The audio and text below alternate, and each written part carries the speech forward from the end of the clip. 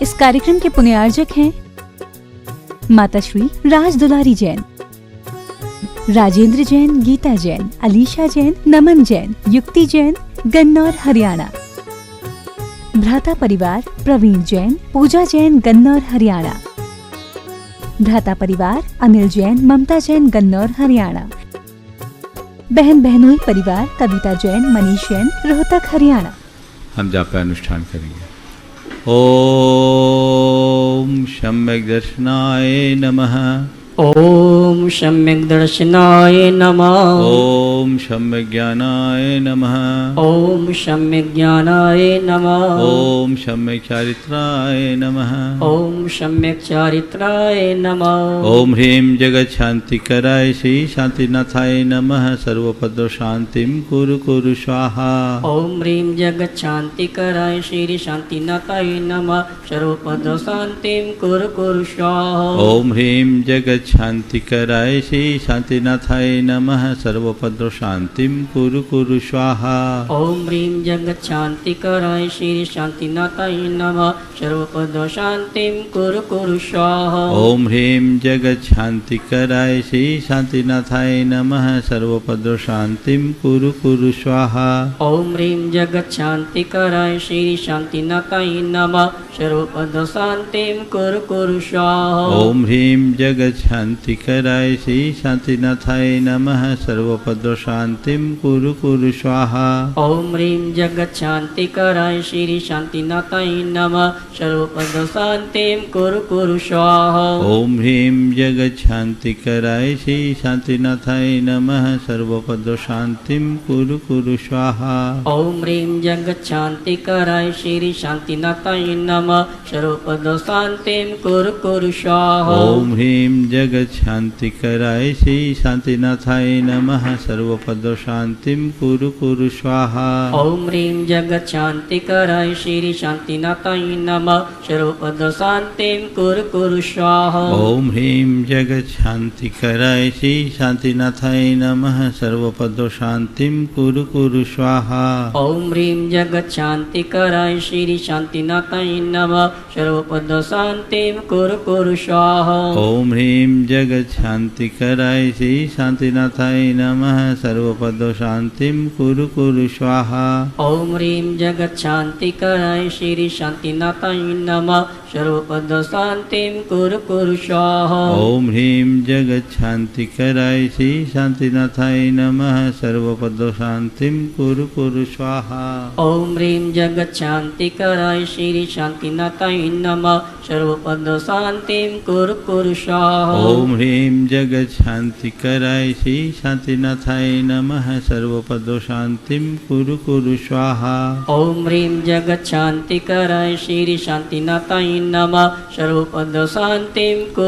स्वाहा। ओम ह्रीं जगत शांतिकराय श्री शांतिनाथाय नमः। सर्वपद शांतिं कुरु कुरु स्वाहा। ओम ह्रीं जगत शांतिकराय श्री शांतिनाथाय नमः। सर्वपद शांतिं कुरु कुरु स्वाहा। ओम ह्रीं जगत शांतिकराय श्री शांतिनाथाय नमः। सर्वपद शांतिं कुरु कुरु स्वाहा। ओम ह्रीं जगत शांतिकराय श्री शांतिनाथाय नमः। सर्वपद शांतिं कुरु कुरु स्वाहा। ओम ह्रीं जगत शांतिकराय श्री शांतिनाथाय नमः। सर्वपद शांतिं कुरु कुरु स्वाहा।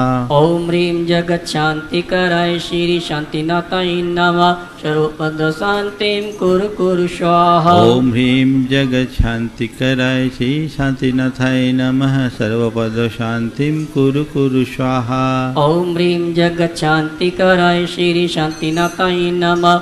सर्वपद शांतिं कुरु कुरु स्वाहा। ओम ह्रीं जगत शांतिकराय श्री शांतिनाथाय नमः। सर्वपद शांतिं कुरु कुरु स्वाहा। ओम ह्रीं जगत शांतिकराय श्री शान्तिनाथाय नमः सर्वपद शान्तिं कुरु कुरु स्वाहा ओम ह्रीं जगत शांतिकराय श्री शांतिनाथाय नमः सर्वपद शांतिं कुरु कुरु स्वाहा ॐ ह्रीं जगत् शान्तिकराय श्री शान्तिनाथाय नमः सर्वपद शान्तिं कुरु कुरु स्वाहा ओम ह्रीं जगत शांतिकराय श्री शांतिनाथाय नमः सर्वपद शांतिं कुरु कुरु स्वाहा ॐ ह्रीं जगत् शान्तिकराय श्री शान्तिनाथाय नमः सर्वपद शान्तिं कुरु कुरु स्वाहा ओम ह्रीं जगत शांतिकराय श्री शांतिनाथाय नमः सर्वपद शांतिं कुरु कुरु स्वाहा ॐ ह्रीं जगत् शान्तिकराय श्री शान्तिनाथाय नमः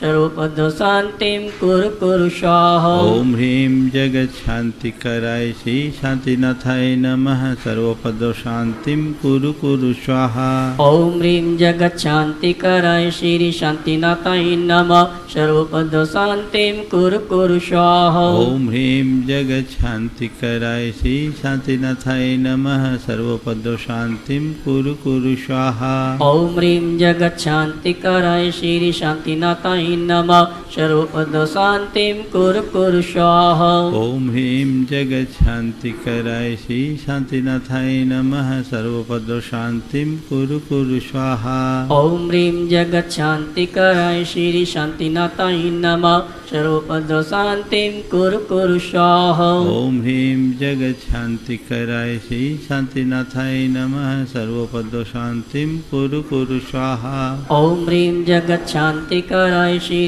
शान्तिनाथाय नमः सर्वपद शान्तिं कुरु कुरु स्वाहा ओम ह्रीं जगत शांतिकराय श्री शांतिनाथाय नमः सर्वपद शांतिं कुरु कुरु स्वाहा ॐ ह्रीं जगत् शान्तिकराय श्री शान्तिनाथाय नमः सर्वपद शान्तिं कुरु कुरु स्वाहा ओम ह्रीं जगत शांतिकराय श्री शांतिनाथाय नमः सर्वपद शांतिं कुरु कुरु स्वाहा ॐ ह्रीं जगत् शान्तिकराय श्री शान्तिनाथाय नमः सर्वपद शान्तिं कुरु कुरु स्वाहा ओम ह्रीं जगत शांतिकराय श्री शांतिनाथाय नमः सर्वपद शांतिं कुरु कुरु स्वाहा ॐ ह्रीं जगत् शान्तिकराय श्री शान्तिनाथाय नमः सर्वपद शान्तिं कुरु कुरु स्वाहा ओम ह्रीं जगत शांतिकराय श्री शांतिनाथाय नमः सर्वपद शांतिं कुरु कुरु स्वाहा ॐ ह्रीं जगत् शान्तिकराय श्री शान्तिनाथाय नमः सर्वपद शान्तिं कुरु कुरु स्वाहा ओम ह्रीं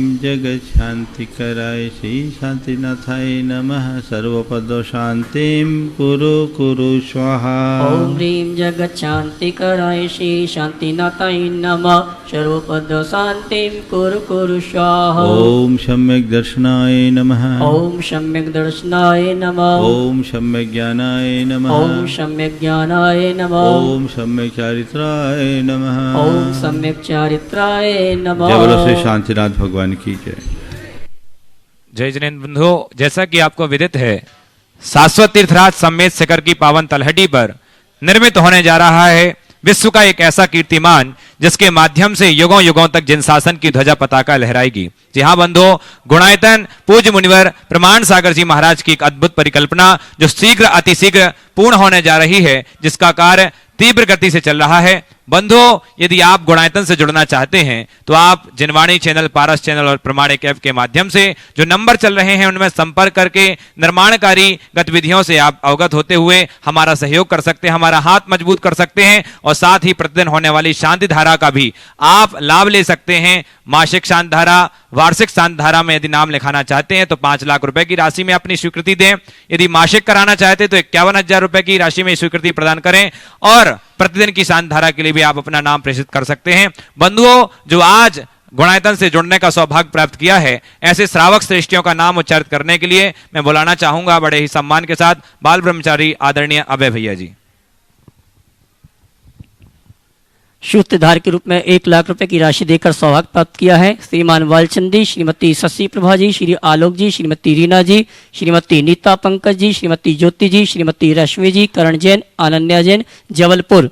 स्वर्गीय कन्हैया लाल जी, कमला देवी जैन की स्मृति में श्री अशोक जी, श्रीमती चंद्रकला जी, श्री राजन जी, श्रीमती सूत्रधार के रूप में 1 लाख रुपए की राशि देकर जिन्होंने गुणायतन के विकास में सहयोगी बनने का सौभाग्य प्राप्त किया है, श्रीमान वालचंद जी, श्रीमती शशि प्रभा जी, श्री आलोक जी, श्रीमती रीना जी, श्रीमती नीता पंकज जी, श्रीमती ज्योति जी, श्रीमती रश्मि जी, करण जैन, अनन्या जैन, जबलपुर। स्वर्गीय कन्हैयालाल कमला देवी जैन की स्मृति में श्री अशोक जी, श्रीमती चंद्रकला जी, श्री राजेंद्र जी, श्रीमती आराधना जैन एवं समस्त परिवार इंदौर।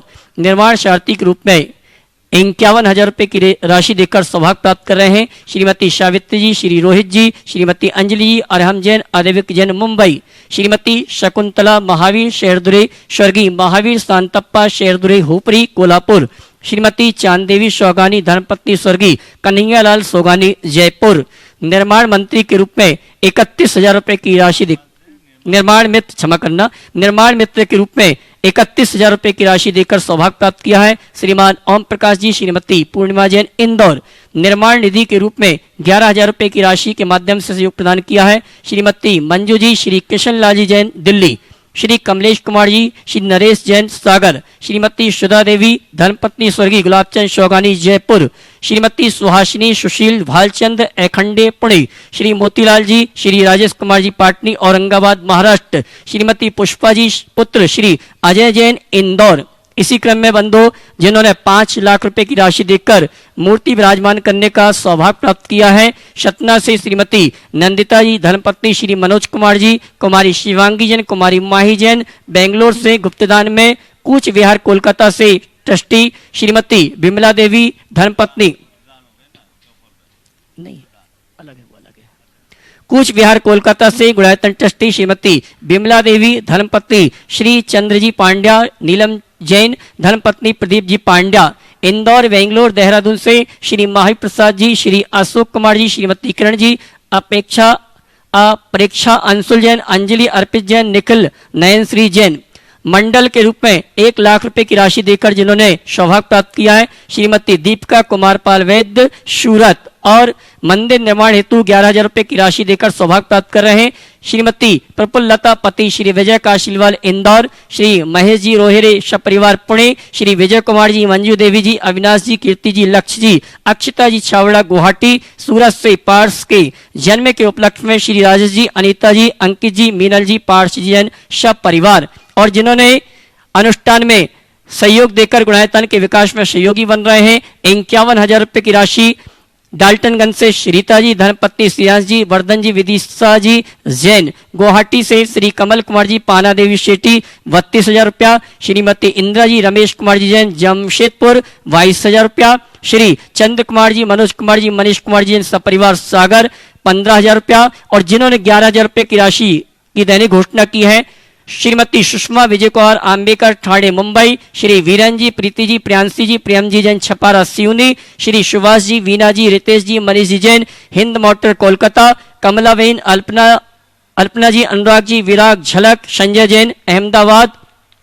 श्रीमती रामवती बाई, सुपुत्र महेंद्र जी जैन, सपरिवार, सागर। श्रीमती पद्मा किशोरे शतलगे, पुत्र श्री धनेश किशोरे शतलगे, चेंबूर, मुंबई। श्रीमती सुशीला जी, धर्मपत्नी बालकिशन जी जैन, दिल्ली। भीमराज उदयलाल सालदिया, लक्ष्मीबाई जी, भगवती जी जैन, मुंबई। श्रीमती सीता देवी गंगवाल, दुर्ग। श्री धर्मचंद जी, कमला देवी, विक्रम कुमार जी छावड़ा, जियागंज, मुर्शिदाबाद। श्री मोतीलाल जी, राजेश जी, शैलेश जी, बबीता जी, पाटनी, औरंगाबाद, महाराष्ट्र। सुमन लता जी, सोहनलाल जी पांडे, पुत्र श्री सुनील जी, मनीष जी पांडे, औरंगाबाद, महाराष्ट्र। श्रीमती सुशीला देवी स्वागानी, जयपुर निवासी, कोलकाता प्रवासी। और श्री मनीष जी जैन, सपरिवार, भोपाल। इन सभी ने 11,000 रुपए की राशि देकर गुणायतन के विकास में सहयोगी बन रहे हैं। और आज हमारे बीच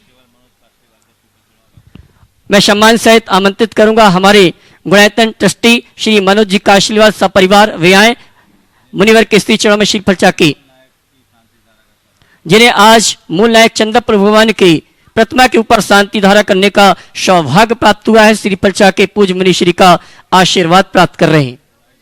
और इसी क्रम में मैं आमंत्रित करूंगा गुणायतन ट्रस्टी कटनी से श्रीमान प्रेमचंद जी पैम्बी, सपरिवार, मनोप्रिया पाटनी, गुणायतन ट्रस्टी रामगढ़, जिनके नाम घोषित कर रहा हूं, वे आएंगे सम्मान सहित श्रीफल चाके पूज्य मुनि श्री का आशीर्वाद प्राप्त करेंगे। और मंत्री प्रभाष गिरी क्षेत्र अनूप जैन, इलाहाबाद, ये भी आ जावे। डॉक्टर माही प्रसाद, लिखमावत, भिंडर। संतोष कुमार जी जबलपुर और अनिल जी दुर्गापुर शिरोमणि संरक्षक गुणायतन, ये सभी आएंगे परम पूज मुनिवर के श्री चरणों में श्रीफल चाह के आशीर्वाद प्राप्त करेंगे। श्रीमान फूलचंद जी, पत्नी सुमनबाई, पुत्र अमित कुमार, पत्नी दीपमाला, पुत्र अरियंत सिद्धार्थ जैन, बलरामपुर लटेरी विदिशा मध्य प्रदेश, इन्होंने 1 लाख रुपए की राशि का चेक प्रदान किया है गुणायतन के विकास के लिए। यहाँ पर उपस्थित हैं श्रीफल चाह के पूज्य मुनि श्री का। और हमारे बलरामपुर लटेरी विदिशा से जो श्रावक जिन्होंने 1 लाख रुपए की राशि प्रदान की है, उनके सम्मान के लिए पूरा परिवार यहाँ पर आ जावे और उनके सम्मान के लिए मैं आमंत्रित करूंगा हमारे शिरोमणि संरक्षक गुणायतन अनिल जी दुर्गापुर।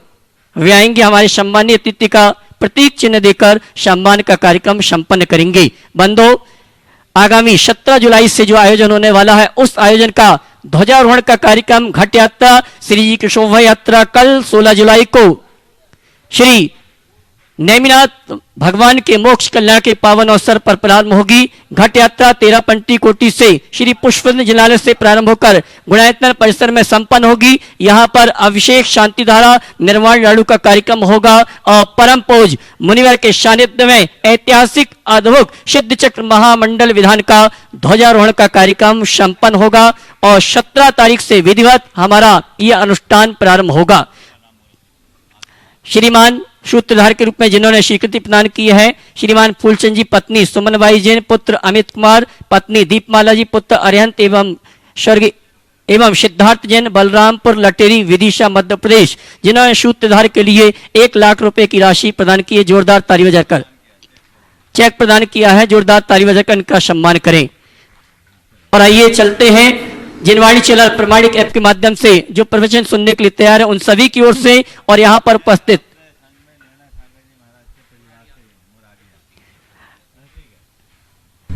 चलिए। हे मुनिवर, नमोस्तु नमोस्तु नमोस्तु। ओम। सभी लोग अपने दोनों हाथ जोड़ लें और मेरे साथ महामंत्र के स्मरण के लिए अपना मानस तैयार करें।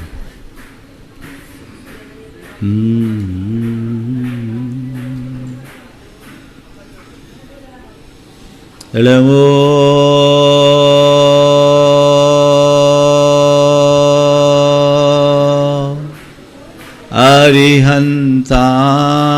अरिहंताणं, नमो अरिहंताणं,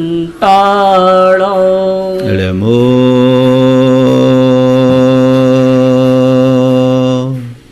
सिद्धाणं, नमो सिद्धाणं, नमो आयर्याणं, नमो आयर्याणं, नमो उवज्झायाणं, नमो उवज्झायाणं, नमो लोये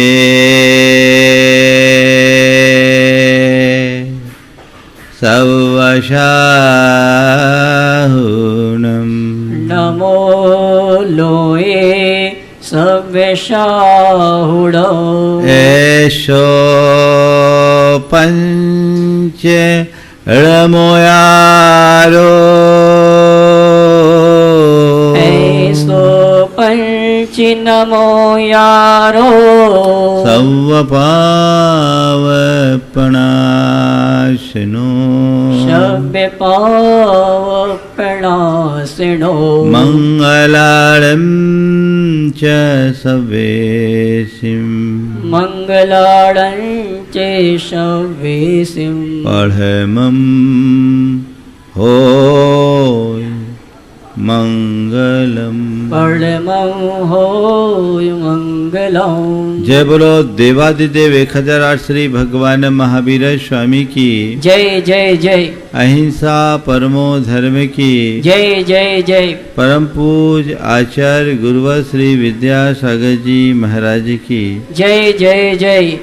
बोले परम पूज मनीष श्री 108 प्रमाण सागर जी महाराज की जय जय जय। बोले परम पूज मनीष श्री हरस सागर जी महाराज की जय जय जय। नमोस्तु।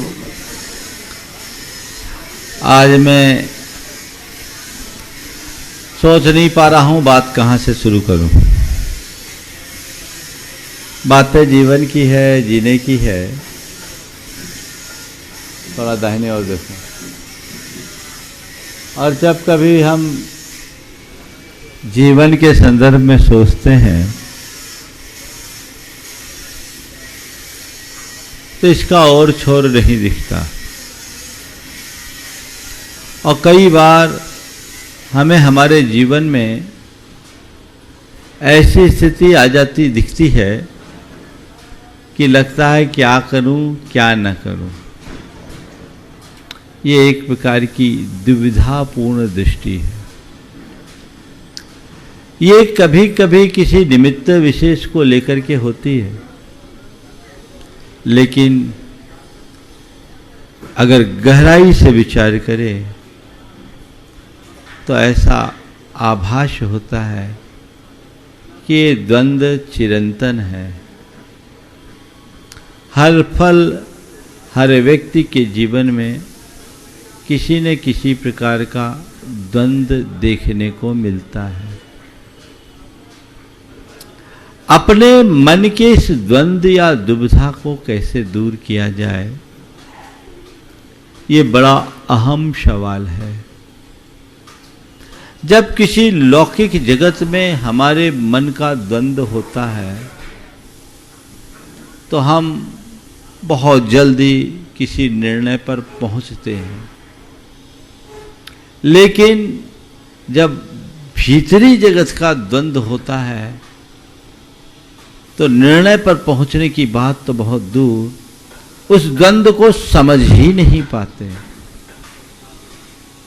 आज 4 बातें आप सबसे करूंगा। द्वंद्व, अंतर्द्वंद्व, निर्द्वंद्व और आनंद। सब में नंद है। द्वंद्व चित्त की दोलायमान स्थिति का नाम है। क्या करूं क्या न करूं, कैसे करूं क्या करूं, ये द्वंद्व है। हर मनुष्य के मन में ये द्वंद्व उपजता है, अलग अलग परिस्थितियों में उपजता है। उस समय वो कोई निर्णय लेने की स्थिति में नहीं रहता है कि क्या करूं। बड़े पसो पेश की स्थिति, किम कर्तव्य विमूढ़ता की स्थिति, एक द्वंद्व है। अब क्या करूं क्या न करूं, तो ये बाहरी द्वंद्व है। मैं यहीं से बात शुरू करता हूं। द्वंद्वपूर्ण स्थिति में मनुष्य सहज नहीं रह पाता। जब तक द्वंद्व रहता है मन में, चाहे भौतिक बातों को लेकर या अंतर जगत को लेकर, तब तक व्यक्ति की स्थिति असहज होती है। एक प्रकार का मानसिक तनाव होता है। सवाल है इस द्वंद्व या इस दुविधापूर्ण स्थिति से बाहर कैसे निकला जाए। तो उसके लिए कुछ सूत्र आपको देता हूं। जब भी आपके मन में द्वंद्व आने लगे और आप किसी निर्णय में पहुंचने में असमर्थ हो जाओ, तो द्वंद्व कब आता है? जब आत्मविश्वास कमजोर हो जाता है, नकारात्मकता हमारे मन में आ जाती है, हताशा हमारे चित्त पे हावी हो जाती है, या कोई किसी प्रकार की अधीरता उमड़ जाती है, तो द्वंद्व उत्पन्न होता है। ऐसी स्थिति में अगर आप अपने मन के द्वंद्व को, इस दुविधा को दूर करना चाहते हैं, तो सबसे पहला काम अपने इष्ट का स्मरण करो। भगवान को याद करो, आंखें बंद करो, भगवान का स्मरण करो, 9 बार उनका नाम लो और प्रार्थना करो, हे प्रभु मुझे शक्ति दो कि मेरा निर्णय सही हो सके। और उसके बाद जो निर्णय लेना है निर्द्वंद होकर के ले लो। दुविधा में मत पड़ो, क्या करेंगे क्या नहीं करेंगे, इस पार या उस पार। और अपने हृदय में इतना प्रगाढ़ आत्मविश्वास प्रकट करो, इतना आत्मविश्वास प्रकट करो कि कदाचित गलत निर्णय भी हो जाए तो उसे सही साबित करने में सक्षम बन जाओ। ये एक दृष्टि है। क्या करें क्या ना करें, तो वो चौराहे पे खड़े रहते हैं। एक आदमी ने अपने नौकर से कहा कि मैं आता हूं, जब तक तुम मटर छांट के रखना, छोटे एक तरफ रखना, बड़े एक तरफ रखना। 2 घंटे बाद जब घूम के आया तो देखा वहां मटर की स्थिति वही थी। बोले क्यों तुमने मटर नहीं छाटा? बोले छाटना तो चाहा पर छाट नहीं पाया। बोले क्यों? बोले आपने कहा बड़े एक तरफ रखना, छोटे एक तरफ रखना। मैं इस दुविधा में फंस गया कि बीच वाले को कहां रखना है ना। ये द्वंद्व है। ये द्वंद्व खुद के प्रति भी होता है, औरों के प्रति भी होता है। इस दुविधा से बाहर आने के लिए पहला काम इष्ट का स्मरण। दूसरी बात, अपने आत्मविश्वास को जगाने का प्रयास। अपना आत्मविश्वास प्रगाढ़ बनाओ, गलत को भी सही साबित करने में आप सक्षम हो जाओगे। तीसरी बात, सकारात्मक सोच। सकारात्मक सोच। और चौथी बात, लक्ष्य के प्रति दृढ़ता। जो करना है वो सामने हो तो मन में द्वंद्व होगा ही नहीं। संकल्प जगता है। जो व्यक्ति दृढ़ संकल्पी होते हैं वे ही अपने लक्ष्य को हासिल करने में समर्थ होते हैं। तो ये तो द्वंद्व की बात है। बहुत सारे मोटिवेटर आपको इस द्वंद्व से बाहर निकलने के रास्ते बताते हैं। आप लोगों को कहीं भी मिल सकता है। और मुझे मालूम है कि इस तरह का द्वंद्व आने में आप ज़्यादा देर तक टिकते नहीं, कोई ना कोई रास्ता आप निकाल ही लेते। इतने होशियार हो आप लोग। लेकिन मैं एक दूसरे द्वंद्व की बात कर रहा हूं। वो है अंतर द्वंद्व। बाहर के द्वंद्व को मिटाना बड़ी बात नहीं है, क्योंकि वो अल्पकालिक होता है, उसकी उम्र ही अल्प होती है। किसी परिस्थिति या प्रसंग विशेष के निमित्त से मन में द्वंद्व उत्पन्न होता है और उस परिस्थिति या प्रसंग के बदलते ही वह द्वंद्व शांत हो जाता है। लेकिन जो अंतर द्वंद्व है ना, वो अपने भीतर है। दूसरों के साथ होने वाली लड़ाई को लड़ना कठिन नहीं है, खुद के भीतर चलने वाली लड़ाई को जीतना बहुत कठिन है। यह अंतर द्वंद्व है अपने भीतर। एक द्वंद्व हर मनुष्य के भीतर है। वो द्वंद्व क्या है? हमारे भावों और विचारों में उत्पन्न होने वाला विकार। ये जब तक चलेगा हमारी स्थिति द्वंद्वात्मक बनी रहेगी। हम अपने आप को उससे बाहर नहीं निकाल पाएंगे। अपनी स्थिति को निर्द्वंद बनाना चाहते हो तो अपने अंदर के द्वंद्व का शमन करो, और हमारे अंदर का द्वंद्व तभी शांत होगा जब हम अपने विकारों का शमन करने में समर्थ होंगे। अंदर का द्वंद्व शांत हो, अपने विकारों का शमन करने के लिए हम उत्साहित हो, विकारों का शमन करने का हमारा पुरुषार्थ हो। वो अंतर द्वंद्व कैसे शांत हो? पहले हम समझे तो मेरे भीतर का द्वंद्व क्या है। कितने प्रकार के विकार है, कितने प्रकार की दुर्बलता है जो हमें हमेशा विचलित करती है। यहां द्वंद्व का मतलब क्या? जो हमें सहज न रहने दे, वो द्वंद्व है। द्वंद्वात्मक स्थितियों में मनुष्य कभी सहज नहीं होता। और तुम अपने अंदर के विकल्प को, अंदर के स्थिति का आकलन करके देखो। तुम्हारे काम, क्रोध, लोभ, मोह के विकार क्या तुम्हें पल भर भी सहज रहने देते हैं? बोलो। चल रहा है ये द्वंद्व, उसके अधीन हो। बहुत से बार ऐसा होता है कि कई कार्य आपके द्वारा ऐसे हो जाते हैं जो आप कभी चाहते नहीं। अनपेक्षित, अवांछित, अप्रत्याशित रूप में वो हो जाता है। इसका जन्मदाता कौन है? मन का द्वंद्व। अंतरंग और बहिरंग द्वंद्व जिनका समाप्त होता वही निर्द्वंद होता है और सच्चे अर्थों में उसके जीवन में ही आनंद होता है। अपने भीतर के द्वंद्व का शमन धर्म साधना का मूल ध्येय यही है। अपने विकारों का शमन, उन्हें शांत करे। किसके बल पर? साधना के बल पर। जब कभी भी हम साधना की बात करते हैं, हमारे सामने क्या दृष्टि होती है? हमने कहा ये बड़े साधक हैं। किसी व्यक्ति का अगर हम परिचय दें कि ये बड़े साधक हैं, तो आपकी दृष्टि में क्या आएगा? ये आदमी बड़ा व्रत उपवास करता है, त्याग तपस्या करता है, जंगलों में रहता है, एकाकी विचरण करता है।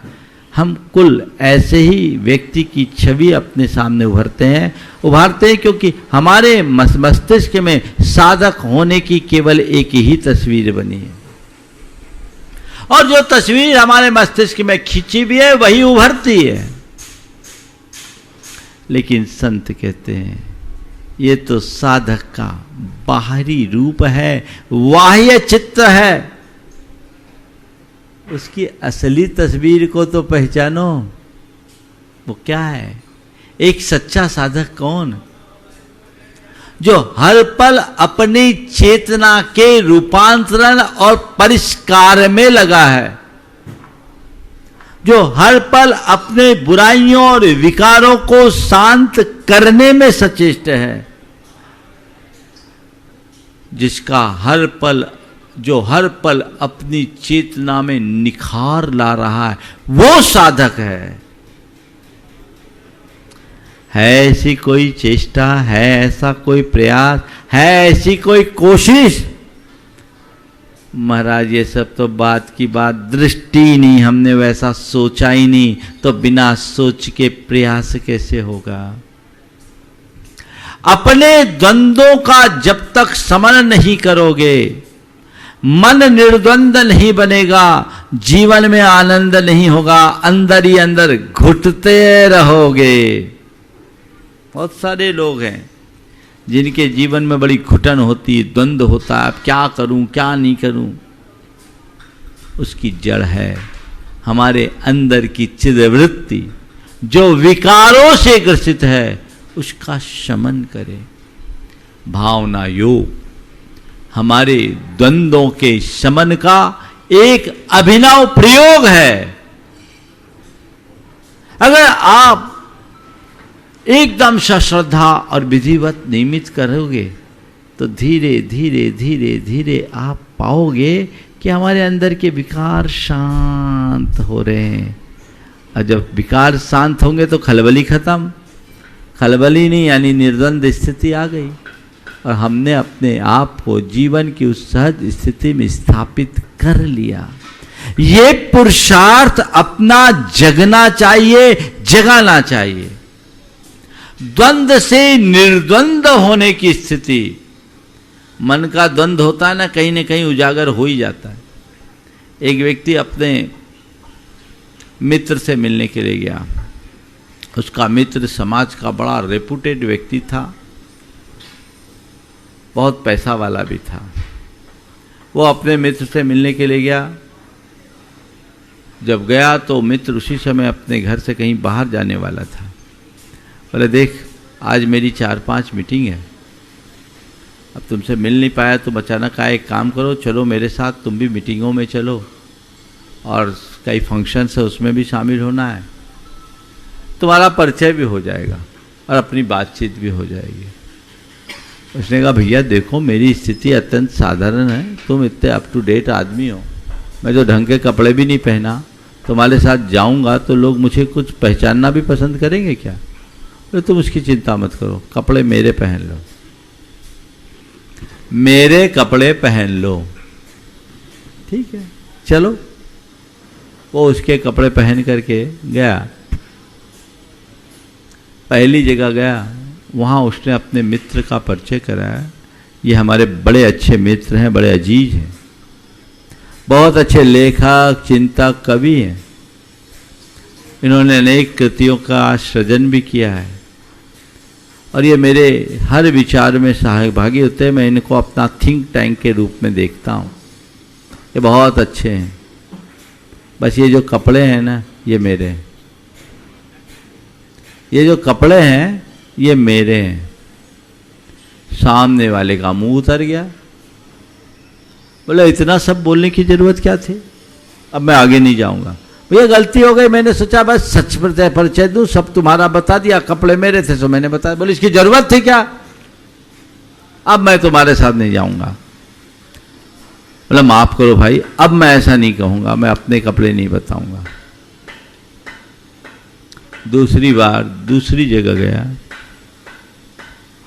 वहां उनका अच्छा परिचय दिया और परिचय देने की बात कहा ये कपड़े भी इन्हीं के। अब फिर मुंह उतर गया, कपड़े भी इन्हीं के। बोले ये क्या जरूरत थी कहने के, इन्हीं के तो और क्या कहता, मैंने तो कहा था मेरे नहीं है तो इन्हीं के, इतना तो कहना पड़ेगा ना।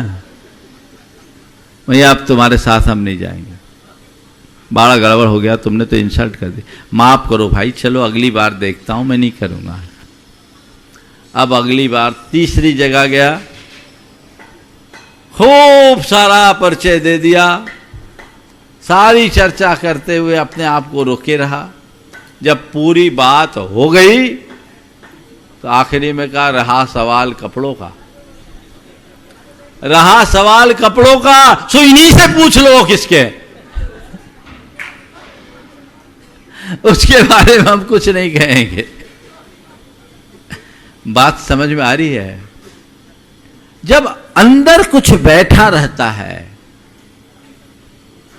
तो किसी न किसी रूप में वो निकलता है।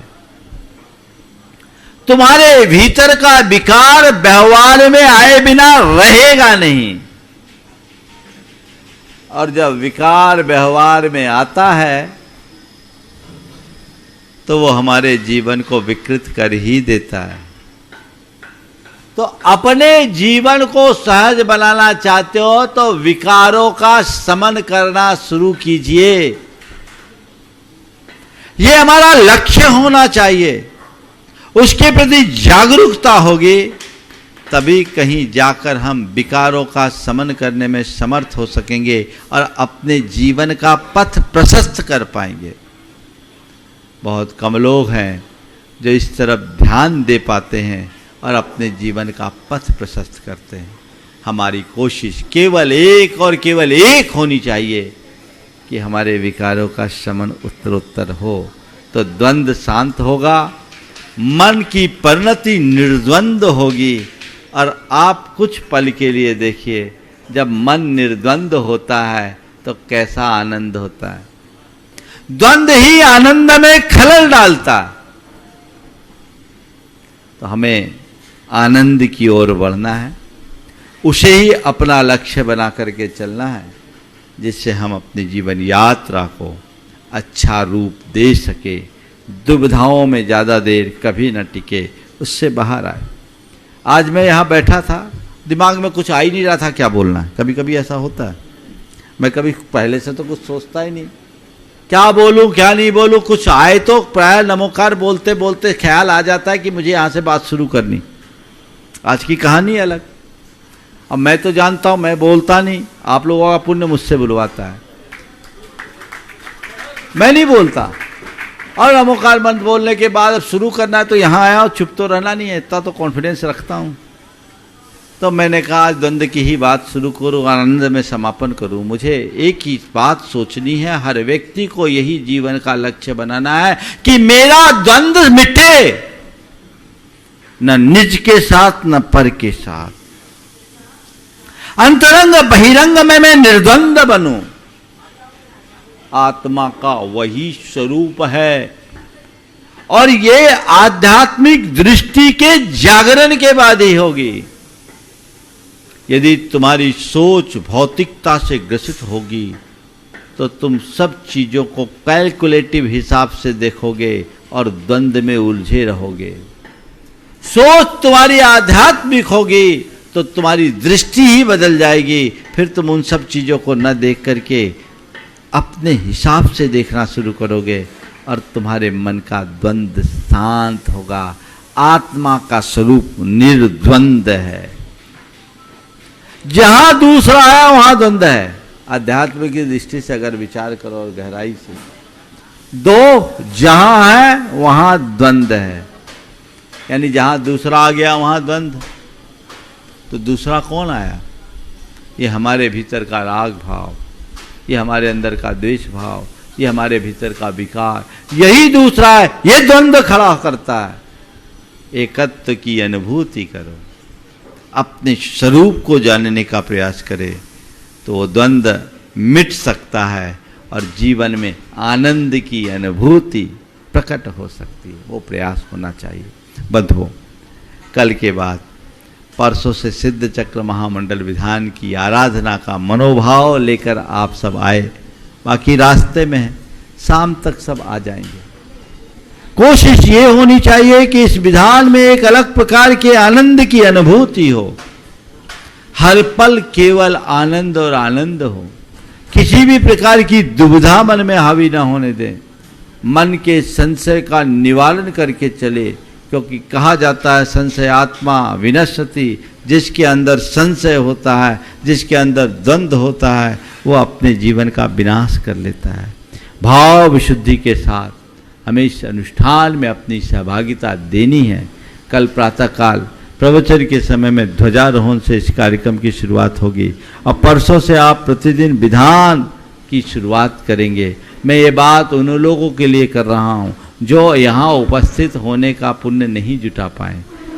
वे जो लोग घरों में रह करके इस विधान का आनंद लेंगे, वे अभी से अपनी सारी व्यवस्थाएं सुव्यवस्थित कर ले। कल का दिन पहला दिन है।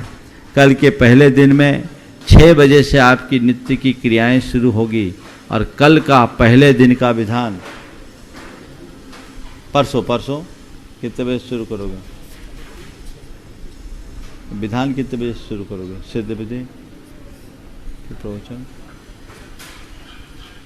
हाँ, तो अब विधान के दौरान प्रवचन का समय में परिवर्तन होगा। 3-4 दिन तो प्रवचन होंगे, उसके बाद प्रवचन नहीं होंगे। तो ये मान के चलिए कि 8:30 बजे से प्रवचन, 8:15 से प्रवचन का पहले विधान कर लो। हाँ,